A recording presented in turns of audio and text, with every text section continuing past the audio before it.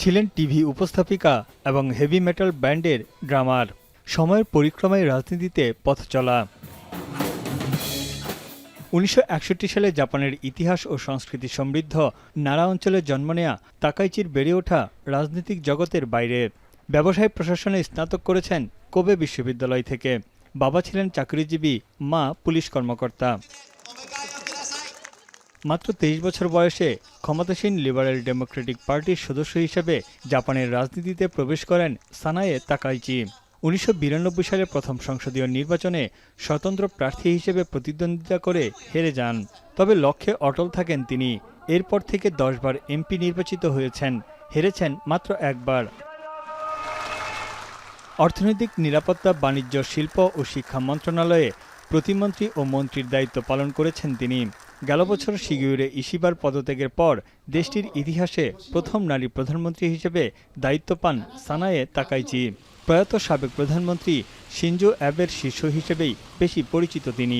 মূলত উচ্চ ব্যয় ও ঋণ নিয়ে শিনজো অ্যাবের অর্থনৈতিক নীতি পুনরুজ্জীবিত করার প্রতিশ্রুতি দেন তিনি।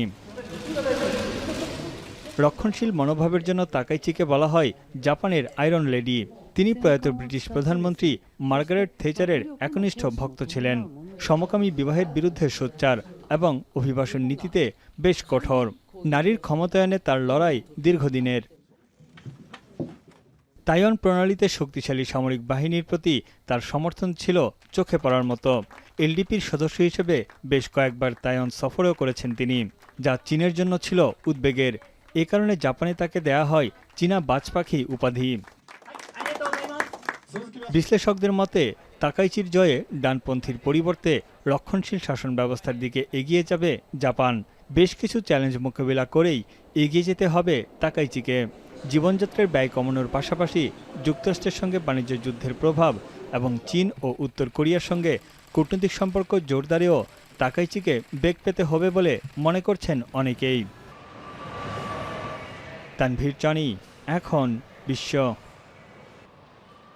৭২ ঘন্টা ময়েশ্চার লক সমৃদ্ধ লিলি বডি ওয়াশ। শিয়া বাটারের গুডনেস স্কিন রিপেয়ার করে রাখে সফট ও গ্লোয়িং।